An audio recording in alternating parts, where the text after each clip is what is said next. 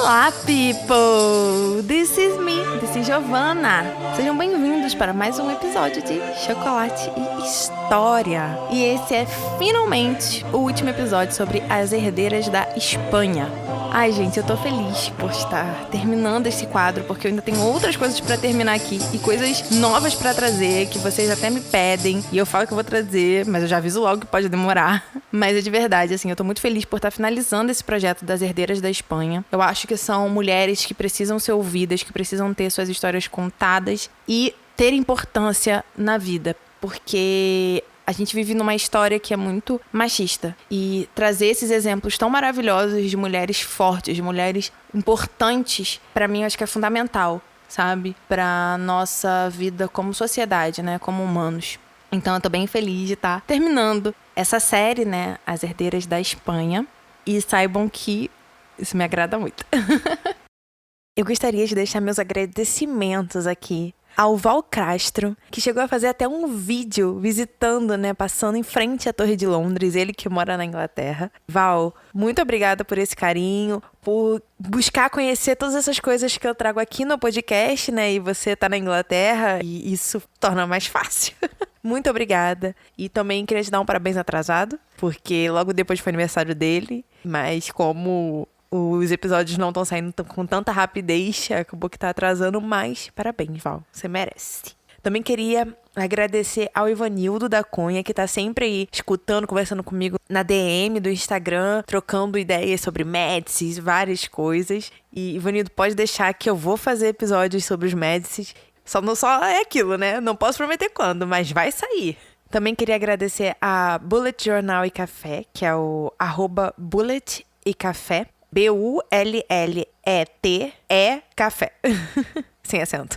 Ela que valorizou muito meu trabalho ano passado e eu tenho um carinho enorme por ela. E até esse ano continua valorizando esse trabalho que eu faço. Muito obrigada. Muito obrigada mesmo. Eu queria também agradecer a Raíssa Fux, que é uma amiga de longa data, mas que tem interagido lá no Instagram. A Marilene. Também queria agradecer ao Caio Iggers, que é um ávido conhecedor de J-pop e a gente sempre conversa sobre AKB e outras coisas. Então, Caio, muito obrigada por ter conhecido meu podcast, por gostar de escutar os episódios sobre AKB e por trocarmos ideias e, enfim, outras coisas sobre J-pop. Muito obrigada. Também queria agradecer a Renata Bueno, que é um amor de pessoa e uma pessoa que valorizou muito o meu trabalho como editora, né? Elizabeth Margot. Sempre aí valorizando todas as coisas que eu posto e o podcast. Então, Renata, muito obrigada. E também aos escritores independentes, né? Que me deu essa chance, né? De fazer uma entrevista e mostrar o meu trabalho para outras pessoas, né? Que não foram alcançadas por ele. Então, muito, muito obrigada a todos vocês e a todos também que não comentam, mas eu sei que estão presentes de alguma forma. Gente, episódios sobre as herdeiras da Espanha. Nós temos o episódio 15. Ele é o episódio sobre a Catarina de Aragão. Ela é a filha mais nova, mas foi a primeira que eu trouxe, porque ela está na série As Tudors, né? Porque ela foi esposa de Henrique VIII. E eu fiz essa série logo no início, que eu comecei o podcast. O outro episódio sobre as herdeiras da Espanha é o episódio 52, que eu vou falar sobre a Isabel, a filha mais velha de Isabel de Castela e Fernando de Aragão. O terceiro episódio sobre as herdeiras da Espanha é o episódio 63, o episódio antes desse, que foi sobre a Joana. E esse é o episódio 64, que é o episódio sobre a Maria, né? A última filha que falta, então, falar. Mas não é a mais nova, né? No caso, a mais nova é a Catarina de Aragão.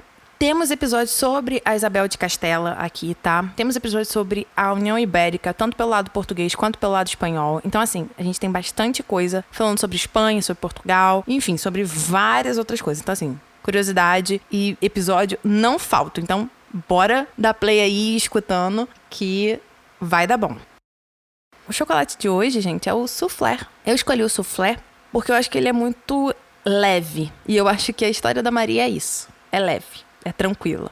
Então, a gente saiu de uma história pesada, cacau, chocolate 70%, e entramos, então, num soufflé, que é uma coisa mais aerada, mais tranquila, mais leve, de conhecer, tá? E outra coisa, gente, qualquer dúvida, qualquer comentário, qualquer coisa, pra ver as fotos do episódio, tudo é lá no Instagram ou no Facebook. O Instagram é @ElizabethMargot_ e o Facebook é Elizabeth Margot, bom?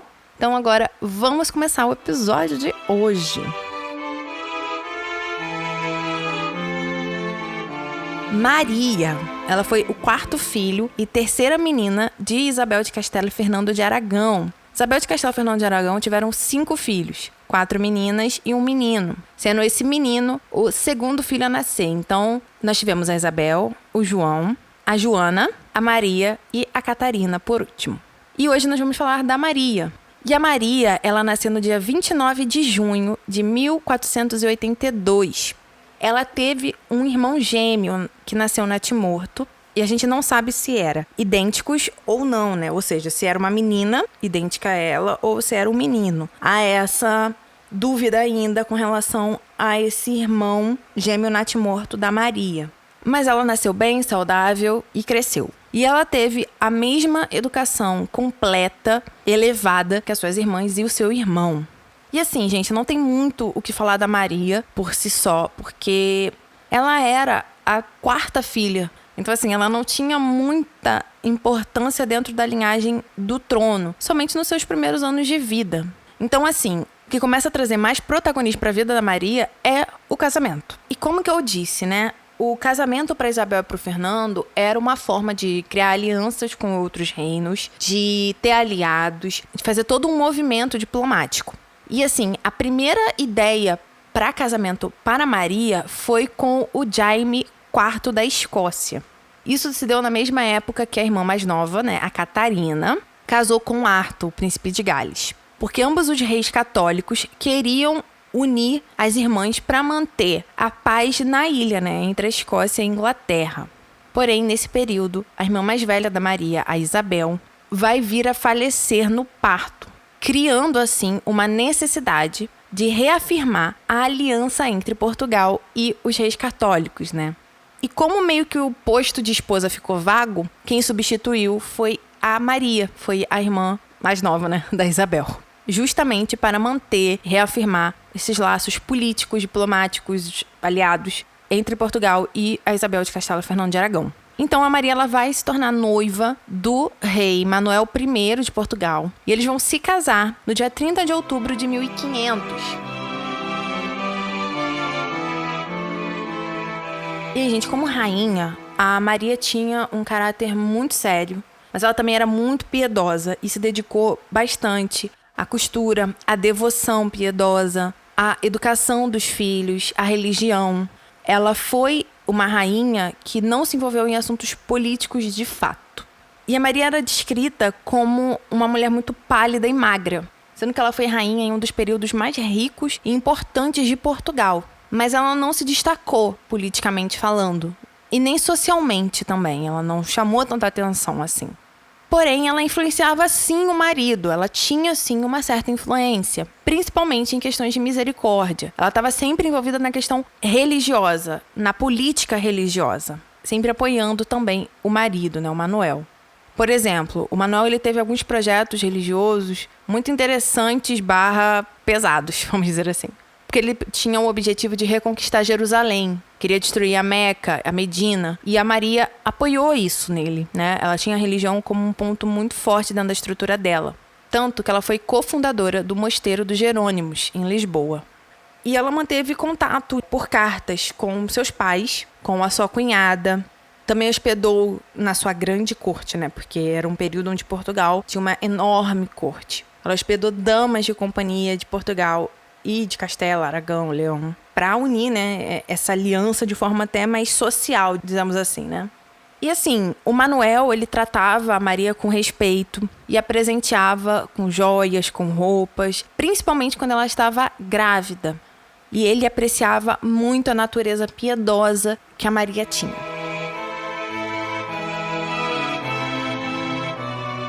Aqui que acontece, gente? A Maria teve 10 filhos.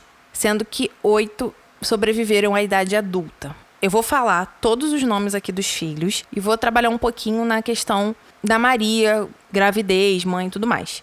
Não vou trazer mais detalhes sobre os filhos, porque já tem episódio sobre isso.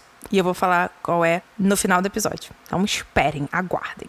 O primeiro filho da Maria com o Manuel de Portugal foi o João, que ele vai virar rei de Portugal depois, como João III de Portugal. Ele nasceu em 1502.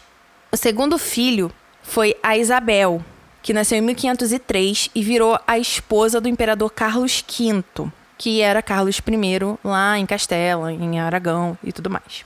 O terceiro filho foi a Beatriz, que virou a duquesa de Saboia, e ela nasceu em 1504. O quarto filho foi o Luís, que foi o duque de Beja, e ele nasceu em 1506. Quinto filho foi o Fernando, que foi o duque da Guarda. Ele nasceu em 1507.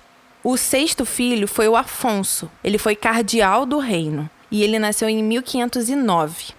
O sétimo filho foi a Maria. Ela nasceu em 1511, mas veio a falecer em 1513. Ou seja, foi um dos filhos que não sobreviveu à idade adulta, né? Morreu quando criança. O oitavo filho foi o Henrique. Ele nasceu em 1512, foi cardeal de Portugal e também foi rei de Portugal, tá? O nono filho foi o Duarte, duque de Guimarães. Ele nasceu em 1515. E o décimo filho foi o Antônio, que nasceu em 1516 e viveu poucos dias, tá?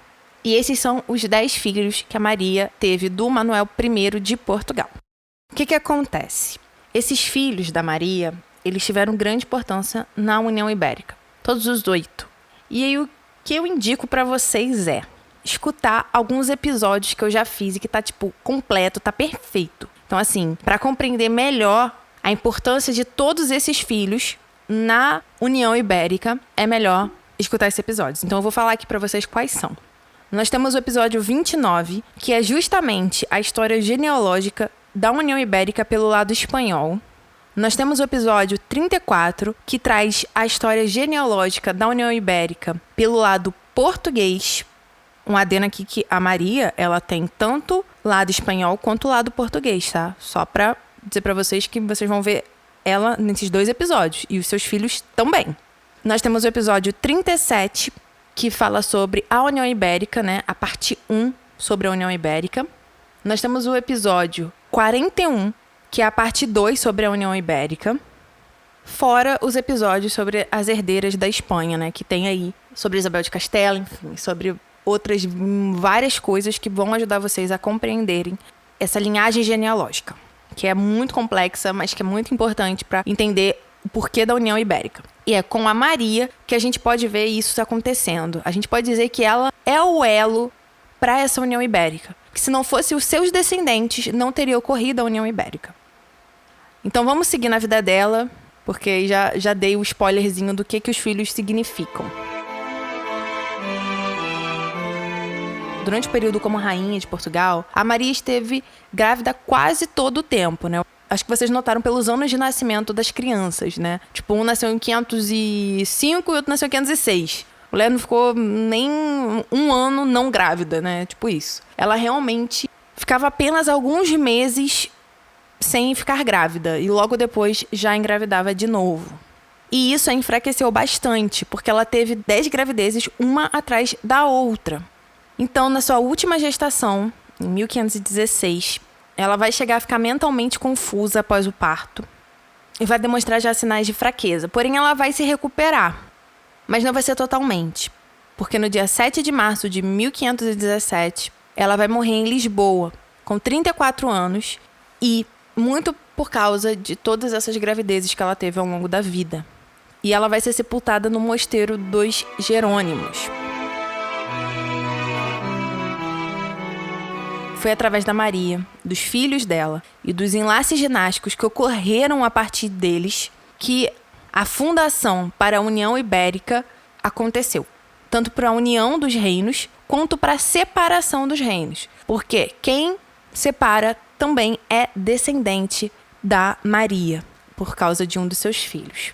Então, assim, ela foi de fundamental importância nesse capítulo da Península Ibérica, que é tão importante para nós, para eles, né, para o mundo também, dentro da história.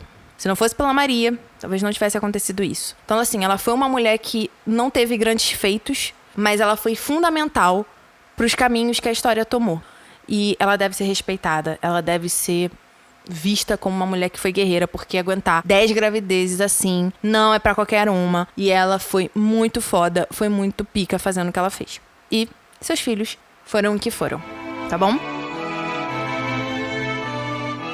Assim, gente, o episódio foi bem pequenininho, foi bem curtinho, porque realmente não tem muita coisa sobre a Maria. Mas isso não retira a importância dela dentro dessa série que eu criei como da União Ibérica. Então eu espero que vocês tenham gostado de conhecer a Maria e de conhecer essa pessoa, que foi fundamental para a União Ibérica. Então é isso, é com esse episódio que nós acabamos a série As Herdeiras da Espanha. Eu fico muito feliz de poder falar isso, de poder finalizar com a Maria. Eu espero que vocês tenham gostado desse episódio, dos outros, né, das outras filhas de Isabel de Castela, que tenham escutado o episódio da Isabel de Castela, que tenham escutado o episódio da União Ibérica, porque são episódios muito lindos e que, se você escutar tudo, você vai ter um quadro, assim, montado na sua frente. Porque eu falei pouquinho em pouquinho pra poder unir toda essa grande estrutura que foi a União Ibérica, tá bom? Então, é isso. Qualquer dúvida, qualquer coisa, vocês me procuram no Instagram, no Facebook, tá? O Instagram é @ElisabethMargot_ e o Facebook é Elizabeth Margot. Vão lá pra ver as fotinhos, ver as coisas, não esqueçam, bom? E é isso. Eu vejo vocês no próximo episódio. Um grande beijo, fiquem com Deus e tchau!